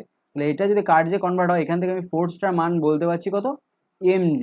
তাহলে একবার পড়তেই ওর খরচা হলো কত বল, বা সে ফোর্সটার মান কত না মাটিতে দিল কত, mg পরিমাণ বল দিল। ঠিক আছে, এবার এই mg পরিমাণ বলটা দেওয়ার পর যেহেতু এখানে কি করছে, স্থিতিস্থাপক সংঘর্ষ ঘটছে, তাহলে উপর দিকেও বস্তুটা কিন্তু আবার h হাইট অবধি উঠবে, আবার নামবে, আবার কিন্তু h হাইট অবধি উঠবে, আবার নামবে, আবার উঠবে, এরকম করে কিন্তু একটা ইনফাইনাইট টাইম অবধি কিন্তু এটা চলতে থাকবে। কারণ দেখো দীর্ঘ সময়ের জন্য বলেছে, দীর্ঘ সময় তো হবেই, কারণ যখন স্থিতিস্থাপক সংঘর্ষ হয়, তুমি যদি একটা বলকে উপর দিক থেকে নিচে ফেলো, তাহলে দেখবে নর্মাল ক্ষেত্রে কি হয়, যেহেতু ওটা স্থিতিস্থাপক সংঘর্ষ হয় না, বলটা পড়ার পর কিন্তু আবার দেখবে অতটা হাইট কিন্তু ওঠে না। বাট এখানে কি বলছে যে পূর্ণ স্থিতিস্থাপক সংঘর্ষ ঘটলো। তাহলে স্থিতিস্থাপক সংঘর্ষ ঘটলে বলটা যদি উপর দিক থেকে যে হাইট থেকে তুমি ফেলবে আবার কিন্তু সে সেই হাইট অবধি উঠবে। তাহলে সেই লজিক অনুযায়ী যদি চলি, তাহলে সেই হাইট অবধি যদি বারবার উঠতে থাকে তাহলে বলটা আবার এসে যখন মাটিতে হিট করবে সে আবার এমজি পরিমাণ বল প্রয়োগ করবে, আবার যখন প্রয়োগ করবে তখনও সে এমজি পরিমাণ বল প্রয়োগ করবে। তাহলে এরকম করে ও গড় বল বার করতে বলেছে, যে গড় প্রযুক্ত বল। তাহলে আমি যদি ধরে নিই যে আমার সাপোজ এই ঘটনাটা এন টাইমস অবধি চলেছে, ঠিক আছে, এন টাইমস অবধি চলেছে, তাহলে এন টাইমস অবধি যদি চলে তাহলে এন টাইমস অবধি সে নিশ্চয়ই MG MG MG MG MG MG এরকম করে বল প্রয়োগ করতেই থাকছে। আমি ধরে নিলাম কত এন বার আছে, আর গড় যখন বার করবে তখন টোটাল নাম্বার অফ টাইমস দিয়ে তোমাকে ভাগ করতে পারতো, এন দিয়ে ভাগ করবে। এবার দেখো কোনো একটা সংখ্যাকে বারবার যোগ করা, তার মানে সেটাকে এন দিয়ে গুণ করে দেওয়া, এন এমজি হয়ে যাবে বাই এন, তাহলে এন এন কাটা পড়ে গেল, তাহলে গড় বলটা কত হবে এমজি। I hope clear. এই জিনিসটা তো জানো 5টা 5-এর যোগ করা, দ্যাট মিনস 5 গুণিত 5 করে নেওয়া, তাহলে ওটাই করলাম n mg divided by n, that is mg. I hope clear. এবার আমরা চলে যাব পরবর্তী কোশ্চেন। দেখো কোয়েশ্চেন নাম্বার 17, কোয়েশ্চেন নাম্বার 17ও কিন্তু খুব মানে কি বলবো ইন্টারেস্টিং অঙ্ক। আমি অঙ্কটা সলভ করছিলাম, প্রথমবারে হলো না, যাই হোক আরেকবার করছি। দেখো কোয়েশ্চেন নাম্বার 17 কি বলছে, বলছে একটা বল মেঝের উপর পি ভরবেগ বিশিষ্ট উল্লম্বভাবে পড়লো, ঠিক আছে। তার মানে কি হয়েছে, ধরো এটা তোমার মেঝে, এটা ক্যালকুলেশনটা কিন্তু একটু বড় হবে, ঠিক আছে, ভালো করে দেখবে। দেখো এইখান থেকে ধরো একটা বস্তু পড়লো, ঠিক আছে, এরকম করে পড়লো, ভি ভেলোসিটি নিয়ে পড়লো। এবার নর্মালি কি হয় সেই থিওরিটা একবার বলে দিই। এখানে পড়ার পর এখানে ধাক্কা মারে, ধাক্কা মারার পর আবার একটা সার্টেন ভেলোসিটি নিয়ে সে উপরের দিকে ওঠে। এবার সংঘাত গুণাঙ্ক যদি ই হয় তাহলে আমরা জানি ই ইজ ইকাল টু কি হয়, ভি বাই ইউ। যদি ইউটা হয় প্রাথমিক ভেলোসিটি, অর্থাৎ এখানে যেটা ভি লিখে দিয়েছি সেটা যদি ইউ হয়, আর এই উপরের দিকে ওঠার ভেলোসিটি যদি ভি হয় তাহলে E is equal to V by U হয়। তাহলে সেখান থেকে আমরা বলতে পারি যে ভিটার মান কত হয়, ভি ইজ ইকাল টু হয়ে যায় ই ইউ, ঠিক আছে। এটা হলো কনসেপ্ট। আই হোপ এই থিওরিটা জানো। তাহলে আমি এটা ধরে নিচ্ছি যে এটা তোমরা জানো। তাহলে এখানে ভি বেগ নিয়ে যদি সে বস্তুটা পড়েছে তাহলে সেই বস্তুটা যেহেতু কোফিসিয়েন্ট অফ রেস্টিটিউশন এখানে ই, তাহলে সে ইভি ভেলোসিটি নিয়ে উপরের দিকে উঠবে, ঠিক আছে। এবার বলছে দেখো ইভি ভেলোসিটি নিয়ে যদি উপরের দিকে ওঠে, ওঠার পর আবার যখন পড়বে তখন ইভি ভেলোসিটি নিয়ে পড়তে থাকবে, সেকেন্ড বার হলো। তারপরে যখন আবার উঠবে তখন আবার ইভি ইন্টু ই হয়ে যাবে, অর্থাৎ ই স্কোয়ার ভি ভেলোসিটি নিয়ে উপর দিকে উঠবে। তারপর যখন আবার নামবে তখন ই স্কোয়ার ভি ভেলোসিটি নিয়ে নামবে। আবার যখন উপরের দিকে উঠবে তখন ই টু দি পাওয়ার 3v এরকম ভেলোসিটি নিয়ে উঠবে নামবে, এরকম করে কন্টিনিউয়াস কিন্তু প্রসেসটা ইনফাইনাইট টাইমস অবধি চলতে থাকবে। এইটা নর্মালি হয়। বাট এরা দেখো সমস্ত কিছুকে ভেলোসিটি টার্মে বলেনি, এরা বলেছে দেখো পি ভরবেগ বিশিষ্ট উলম্বভাবে পড়লো। তাহলে পি ভরবেগ কি করে আসবে, এবার পি রাশিমালা অর্থাৎ ভরবেগের রাশিমালা কি, পি ইজ ইকুয়াল টু হয় এমভি। তাহলে আমি প্রথমে ধরে নিচ্ছি যে এর ভরবেগ কত ছিল এমভি, তাহলে এমভি ভরবেগ নিয়ে যদি পড়ে তাহলে এবারে যখন উপরের দিকে উঠবে তখন ভরবেগ কত হবে, এম দিয়ে গুণ করো, তাহলে এম ইভি। এম ইভি মানে আমি কি লিখতে পারি, ই ইন্টু এম ভি লিখতে পারি, ই ইন্টু এম ভি লিখতে পারি না, এম ইভি মানে তো ই ইন্টু এম ভি। তাহলে ই ইন্টু এম ভি, আবার এম ভি কথাটা মানে কি পি, তাহলে ইপি লিখতে পারি, কত লিখতে পারি ইপি। ইপি মোমেন্টাম নিয়ে উপরের দিকে উঠলো, তাহলে এটাও কত লিখবো ইপি, তাহলে ইপি নিয়ে আবার মোমেন্টাম নিয়ে নামলো। পরবর্তী ক্ষেত্রে কত হবে বলতো, ই স্কোয়ার এমভি, স্কোয়ার এমভি কথাটা মানে কি ই স্কোয়ার পি, অর্থাৎ ই স্কোয়ার পি ভেলোসিটি নিয়ে উপরের দিকে উঠলো মোমেন্টাম নিয়ে, সরি, আবার ই স্কোয়ার পি মোমেন্টাম নিয়ে কি হবে, স্কোয়ার পি মোমেন্টাম নিয়ে নামবে, এরকম করে কিন্তু কন্টিনিউয়াস চলতে থাকবে, ঠিক আছে। এই হলো ঘটনা। এইবার দেখো এখানে কি বলেছে যে মোট যে ভরবেগ প্রদান করলো, তাহলে মোট ভরবেগ, ভরবেগ কি করে বার করবো, দেখো এখানে এমভি ছিল প্রথম, তাহলে পি নিয়ে পড়েছিল, পরবর্তী ক্ষেত্রে ইপি নিয়ে উঠলো, তাহলে ভরবেগের পরিবর্তন এখানে বার করতে হবে। কি করে বার করব না, ভরবেগ যেহেতু একটা ভেক্টর রাশি তাহলে আমরা কি করব ভেক্টরিক্যাল ফর্ম, যদি উপর দিক থেকে নিচের দিকে নামার দিকটাকে পজিটিভ ধরি তাহলে ইপি ওঠার দিকটা কি হবে নেগেটিভ। তাহলে আমি ভরবেগের পরিবর্তন কি লিখবো, যে p minus minus of EP, তার মানে কত হবে বলো পি প্লাস ইপি, ঠিক। তাহলে এটা হলো প্রথম দুটো ক্ষেত্রে, এইখানটা হলো পি প্লাস ইপি। পরবর্তী ক্ষেত্রে এইটা তাহলে কত হবে বলো E P plus E square P. Clear, দেখো এইখানটা কত হবে E P plus E square P, এই দুটো যোগ করবে কারণ এখানে কি আছে E P minus E square P, তখন কত হয়ে যাবে E P plus E square P, ঠিক আছে। এরকম করে চলবে এবং ফার্দার কন্টিনিউ প্রসেসে এটা চলতে থাকবে। এবার এই লেখাটাকে তোমরা খাতায় সেভ করো, সেভ করার পর নেক্সট স্টেপটা কি আসছে আমি তোমাদেরকে বলে দিচ্ছি। এইখানটা একবার আমাকে রিমুভ করতে হবে টোটাল জায়গাটা, এটা মনে রাখো। দেখো পি প্লাস ইপি, পরেরটা আসছে E P plus E square P, পরেরটা হবে square P plus E cube P, এরকম করে কিন্তু চলতে থাকবে। তাহলে ওই জিনিসটা আমি লিখবো আলটিমেটলি। তাহলে এটা দেখো এখানটা টোটালটা রিমুভ করে দিলাম। তাহলে কি আসছিল সিরিজটা আসছিল কি না পি প্লাস ইপি, এটা এলো প্লাস এলো কি পি নিয়ে পড়লো, ইপি নিয়ে উঠলো, আবার ইপি নিয়ে নামলো, প্লাস ই স্কোয়ার পি নিয়ে উঠলো, আবার ই স্কোয়ার পি নিয়ে নামলো, ই কিউব পি নিয়ে উঠলো মোমেন্টাম, প্লাস আবার ই কিউব পি নিয়ে নামলো, plus E two the power 4 P নিয়ে উঠলো। এরকম করে কিন্তু ইনফাইনাইট টাইমস অব্দি চলতে থাকছে। তাহলে এখানে আমি সিরিজ কার কার পাবো? এটা একটা কি হবে, গুণোত্তর প্রগতির সিরিজ হবে। গুণোত্তর প্রগতি যারা জানো তারা দেখে নাও, এটা পি, ইপি, ই স্কোয়ার পি, ই কিউব পি, এরকম ইনফাইনাইট অব্দি। তাহলে আমি এখানে লিখতে পারি যে P plus E P plus E square P plus E cube P up to infinity, এটা একটা সিরিজ। প্লাস আমি দেখো এইগুলো থেকে কি করতে পারি, ইপি যদি কমন নিয়ে নিই, বা ইপি যদি কমন না নিই, আমরা যদি পি কমন নিই, ঠিক আছে, পিই কমন নিয়ে নাও, ঠিক আছে, সব থেকে ভালো ইপি কমন নিয়ে নাও। ইপি কমন নিলে কত হবে, 1 প্লাস ই plus E square plus E cube, এরকম করে ইনফাইনাইট অব্দি চলবে।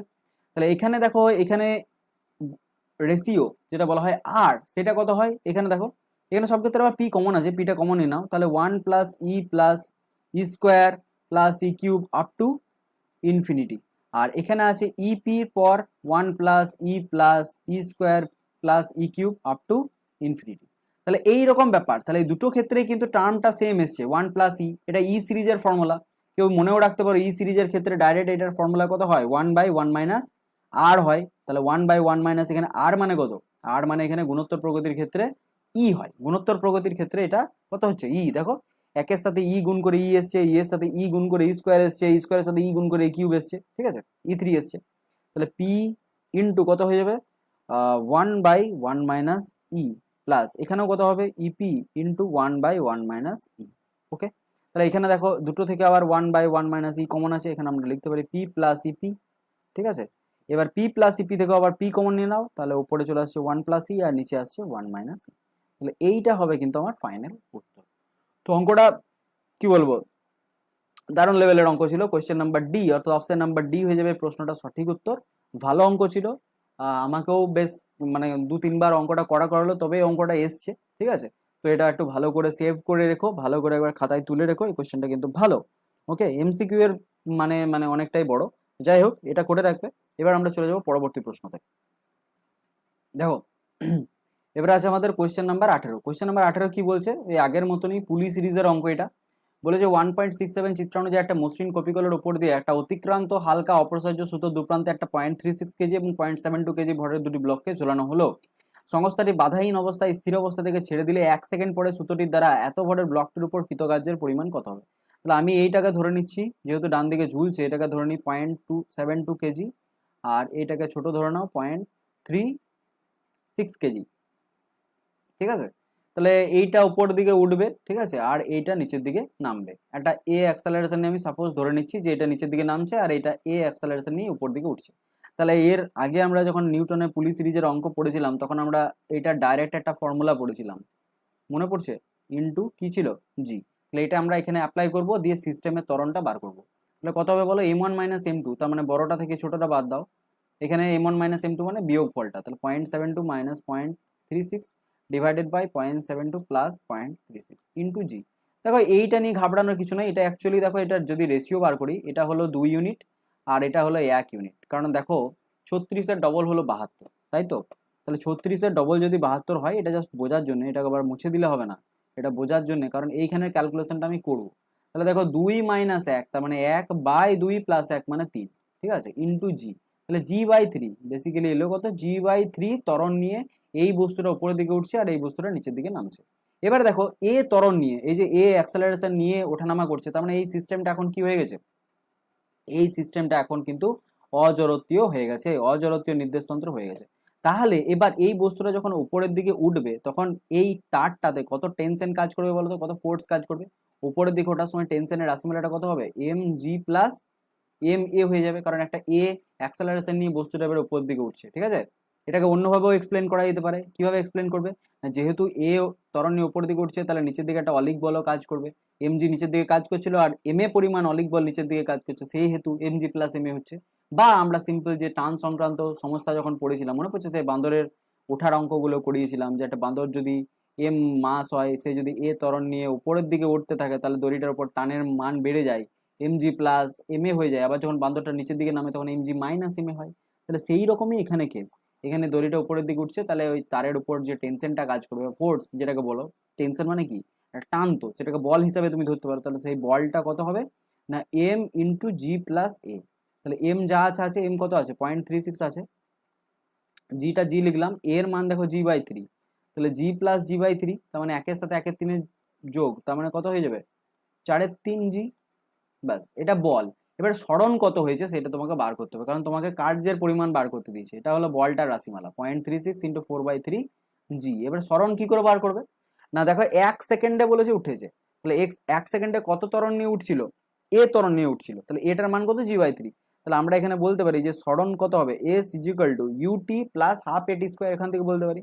তাহলে ইউ মানে প্রাথমিক অবস্থায় তো স্থির ছিল, তাহলে হাফ এটি স্কোয়ার, তাহলে হাফ এ, এ মানে কত G by three into T square মানে 1, তার মানে এখানে বলতে পারি জি বাই সিক্স, সরণটা কত হয়েছে জি বাই সিক্স। তাহলে এবার আমরা কার্যের রাশিমালা ইজিলি বার করে নিতে পারবো, কার্য সমান কত হয়, কার্য সমান বল গণিত সরণ, তাহলে ডাব্লিউ ইজিক্যাল টু কত হবে দেখো 0.36 ইন্টু 4/3 জি, ঠিক আছে, ইন্টু সরণ কত জি বাই সিক্স। বাস, এইটা ক্যালকুলেট করতে হবে। এবার দেখো এখানে কত আসছে 6 ইন্টু 3, তার মানে 18, 18কে 0.36 দিয়ে তুমি যখনই গুণ করবে এটা হয়ে যাবে তোমার 0.2, 4-এর সাথে যেই তুমি 0.2 গুণ করবে এটা হয়ে যাবে তোমার 0.8, ঠিক আছে। আর দুটো জি তো আসবে না, একবার কিছু গন্ডগোল পাকছে মনে হয়, 10 যদি তুমি জি এর মান বসাও, কোথাও কিছু গন্ডগোল করেছে একটু দেখে নিও, 0.8 ইন্টু 10 করলে তোমার 8 জুল অ্যান্সার আসার কথা। ওকে, যদি আমি সবকিছু ঠিক করেছি তাহলে এটাই অ্যান্সার হবে, আর বাকি যদি কোথাও ভুল করেছি নিচে কমেন্ট সেকশনে একটু জানিয়ে দিও কোথায় কি ভুল করেছি। এখানে তো 80 জুল চলে আসছে, 80 জুল তো হবে না, 8 জুল অ্যান্সার হবে, মেবি কোথাও আমি কিছু ভুল করেছি একটু দেখে নিও। ওকে, তো এই ছিল 18টা অঙ্ক। এবার দেখো আমরা চলে যাই পরবর্তী কোশ্চেনে, যেটা আমার কোশ্চেন নাম্বার 19। এটা নেওয়া আছে 20টা কোশ্চেন নেওয়া আছে, তো আরো দুটো এটা তো হবে। চলো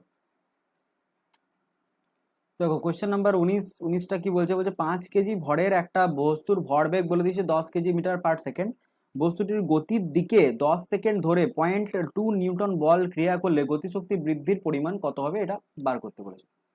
ঠিক আছে, বস্তুটার ভর তাহলে এম ইজিক্যাল টু বলেছে 5 কেজি, বস্তুটা ধরো এখানে ছিল, বস্তুটা এরকম জায়গায় ছিল, এই বরাবর একটা বল প্রয়োগ হয়েছে, সেই বলটার মান বলেছে 0.2 নিউটন, 10 সেকেন্ড ধরে ক্রিয়াশীল হয়েছে, দিয়ে বস্তুটা দেখো প্রথমে তো একটা ইনিশিয়াল গতিবেগে ছিল ইউ, সেইটা থেকে এর বেড়ে গতিবেগ ফাইনালি কত হবে ভি হবে। তাহলে গতিশক্তির বৃদ্ধি কত হবে half M V square minus you square, half m যদি কমন নিই direct half M V square minus you square, তাহলে এটাই ক্যালকুলেট করতে হবে। এবার যদি 5 কেজি ওর ভর হয় আর ভর বেগ বলে দিয়েছে 10 কেজি মিটার পার সেকেন্ড, তাহলে ডেফিনেটলি তোমরা বলবে যে ভিটা হবে 2, ঠিক আছে, মিটার পার সেকেন্ড, কারণ কি ভরবেগ মানে কি ভর গণিত বেগ, তাহলে 5 কেজি যদি ভর হয় তাহলে বেগ নিশ্চয়ই ডেফিনেটলি 2 মিটার পার সেকেন্ড হবে, তাহলে এটা ভি কেন, এটা ইউ অর্থাৎ প্রাথমিক বেগ, তাহলে ইউটা পেয়ে গেলাম 2 মিটার পার সেকেন্ড। তাহলে প্রথমে গতিশক্তি কত ছিল সেটা দেখে নাও, হাফ এম, এমটার ভ্যালু বলে দিয়েছে 5, আর ইউ এর স্কোয়ার মানে 4, ঠিক আছে, এটা ছিল প্রাথমিক গতিশক্তি। ঠিক আছে, এবার পরবর্তী ক্ষেত্রে বেগটা কত হবে সেটা তোমাকে বার করতে হবে। তাহলে বেগটা কি করে বার করবে, বেগটা কি করে বার করবে,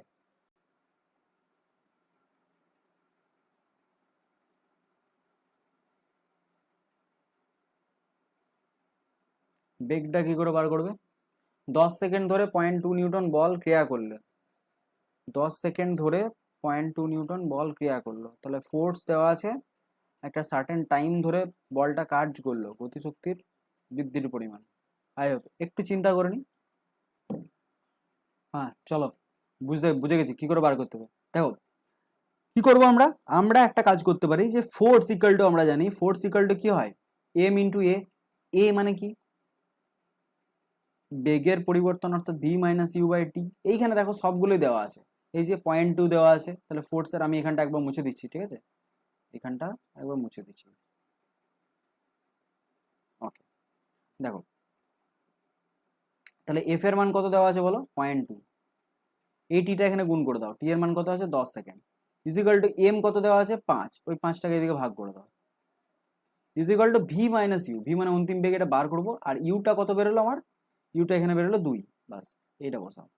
তাহলে এখানে দেখো 5, এটা 2, 2 গণিত 2.2 মানে 0.4 এর সাথে এই দুইটা যোগ হয়ে যাবে অর্থাৎ 2.4। তাহলে ভি অন্তিম বেগ কত এলো 2.4। তাহলে এইবার আমরা গতিশক্তির মানে বৃদ্ধির পরিমাণটা বার করে নেবো, কারণ খুব ইজি, এইবার তো আর কিছুই নেই। তাহলে হাফ ইন্টু এম, এটা কমন চলে যাবে, v square minus you square, ঠিক আছে। বা এমনিও করতে পারো যে এখন গতিশক্তি কত হবে, হাফ এম 2.4 এর স্কোয়ার। তাহলে এখন গতিশক্তি এই, আগে ছিল এই, তাহলে গতিশক্তির বৃদ্ধি কত হবে, হাফ ইন্টু 5 ইন্টু 2.4 এর square minus half into 5 into 4। তাহলে এখান থেকে দেখো হাফ ইন্টু 5, তার মানে এখানে বলতে পারি 2.5, আর 2.4 মাইনাস 4 এটা সমান কত হবে, দেখো 4টাকে আমরা লিখতে পারি 2 এর স্কোয়ার। তাহলে এ স্কোয়ার মাইনাস বি স্কোয়ারের ফর্মুলা কি, 2.4 এ প্লাস বি, তার মানে হবে 4.4, আর একবার হবে এ মাইনাস বি, তার মানে 0.4। এইটা জাস্ট ক্যালকুলেশন করো, তো এটা ক্যালকুলেশন করলে উত্তর আসবে আমাদের এইটা, ঠিক আছে, 4.4 জুল। কি করে আসবে আমাদের দেখে মনে হতে পারে এই কি করে হবে, এতগুলো এই আছে, খুব সহজ। দেখো 2.5 মানে আমি লিখতে পারি 5/2, সেটাকে আরো বুদ্ধি করে লিখতে পারি 10/4, 10/4। 4.4টাকে লিখতে পারি 44/10, আর 0.4টাকে লিখতে পারি 4/10। কারোর কোনো আপত্তি আশা করি থাকবে না। তাহলে দেখো এই 4 4 কাটা পড়ে গেল, এই 10 10 কাটা পড়ে গেল, 44কে আবার 10 দিয়ে ভাগ, তার মানে কত 4.4 জুল। ওকে, এটা হয়ে যাবে এই কোশ্চেনটা কারেক্ট অ্যান্সার। আর একটা কোশ্চেন আছে, সেটা হয়ে গেলে আমাদের এই ভিডিওটা, যেটা আমাদের পার্ট 1, সেই ভিডিওটাতে 20টা কোশ্চেন আমি করিয়ে দেবো। দেখো 20 নম্বর কোশ্চেন কি বলছে, চিত্রানুযায়ী বলেছে এম ভরের ব্লকটির উপর ক্রিয়াশীল লম্ব প্রতিক্রিয়া বল আর বলে দিয়েছে, এবং ব্লক অনুভূমিক তলের মধ্যে চলঘর্ষণ গুণাঙ্ক, এখানে একটা চলঘর্ষণ গুণাঙ্ক কাজ করছে, সেটা বলে দিয়েছে মিউ। বলছে তাহলে বস্তুটিকে ঘর্ষণজনিত বাধার বিরুদ্ধে অনুভূমিক তল বরাবর ডি দূরত্ব নিয়ে যেতে, এবারে এখান থেকে অনুভূমিক বাধা দিয়ে একে ডি দূরত্ব নিয়ে যেতে কত কার্য করতে হবে। তো কার্যের রাশিমালা work done is equal to কি হয়, ফোর্স ইন্টু সরণ। সরণ এখানে কত ডি, ফোর্স এর মান কত হয় যখন ঘর্ষণ বল কাজ করে, মিউ ইন্টু লম্ব প্রতিক্রিয়া, তো লম্ব প্রতিক্রিয়া তো এখানে আর, তাহলে মিউ আর ইন্টু ডি, তাহলে মিউ আর ডি, এটা কোনো অঙ্ক। যাই হোক, অপশন বি হয়ে যাবে কোশ্চেনটা কারেক্ট অ্যান্সার। আর কোনো কোশ্চেন এখন অবধি আমার অ্যাড করা হয়নি, ওকে, নানান কারণে ব্যস্ত আছি। প্রথমে বলেছিলাম যে আমি ভিডিও আর বানাবো না, মানে এই ধরনের বলতে এই সলিউশন ভিডিওগুলো এখন হয়তো বানাতে পারবো না কিছুদিন, বাট তাও তোমাদের কথা চিন্তা করে করে একটু কি বলবো, ভাবছিলাম যে না করলে কি করে কি হবে না হবে, ঠিক আছে, সেই জন্য এই ভিডিওটা বানিয়ে দিলাম। ভিডিওটা যদি ভালো লেগে থাকে অবশ্যই একটা দাবাকে লাইক করে দিও আর শেয়ার করে দিও, আর চ্যানেলটিকে সাবস্ক্রাইব করো যদি এই ভিডিওর মাধ্যমে নতুন এসে দেখছো তো, আর একটু বন্ধুদের মধ্যে শেয়ার করো, যাতে করে এই ভিডিওগুলো অনেক অনেক স্টুডেন্টসের কাছে পৌঁছে যেতে পারে। ওকে, এই ভিডিওটা এখানে রাখছি, দেখা হচ্ছে পরবর্তী পার্টে, ভালো থেকো, বাই বাই।